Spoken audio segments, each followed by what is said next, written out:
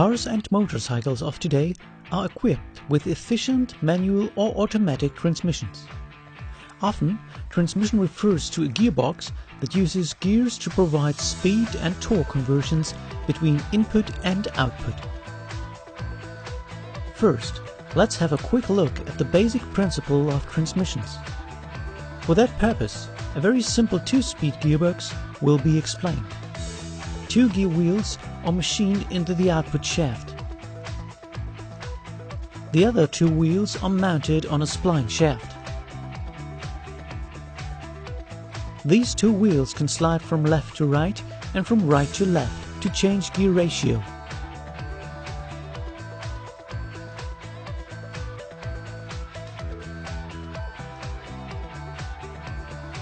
In this example, the engine generates a rotational speed for the input shaft of 2000 rotations per minute. In first gear, the gear ratio is 2 because the driven gear is twice as big as the driver gear. Consequently, the input speed of 2000 rotations per minute is decreased to an output speed of 1000 rotations per minute. Shifting from first to second gear in this transmission is only possible when the engine stops.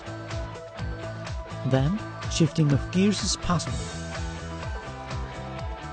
In second gear, the input speed is increased because the gear ratio is 0.5. Because gear shifting is complicated for these kinds of transmissions, synchronized manual transmissions were developed that allow to easily select and deselect the gear, even when the vehicle moves.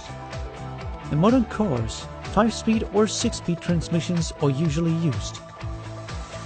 Here, however, a very simple explanation is given with the help of a 4-speed transmission. The input shaft is connected to the engine. The rotational energy of the input shaft is transferred to the counter shaft that transfers its energy to the gears of the output shaft. The output shaft is connected to the wheels of the vehicle.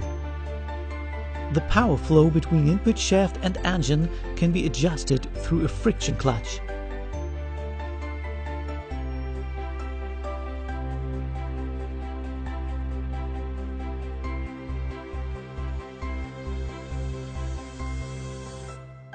The gear wheels of the input shaft and the counter shaft are fixed to their shafts.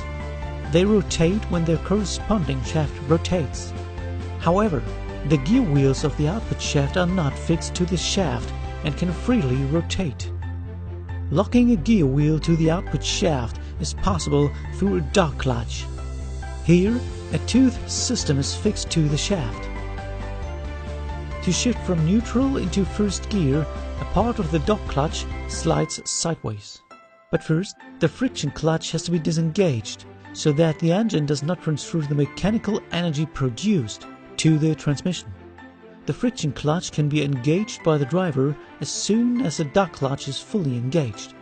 Now, the energy produced by the engine is transmitted to the transmission. Then, the transmission transfers the energy through the counter shaft and the output shaft to the wheels, so the vehicle begins to move.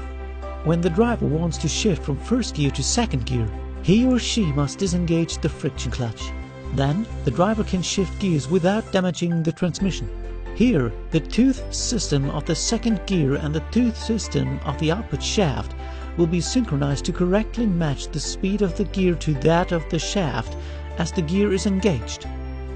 When the friction clutch is engaged by the driver, the energy is transferred to the transmission and, consequently, to the wheels of the vehicle.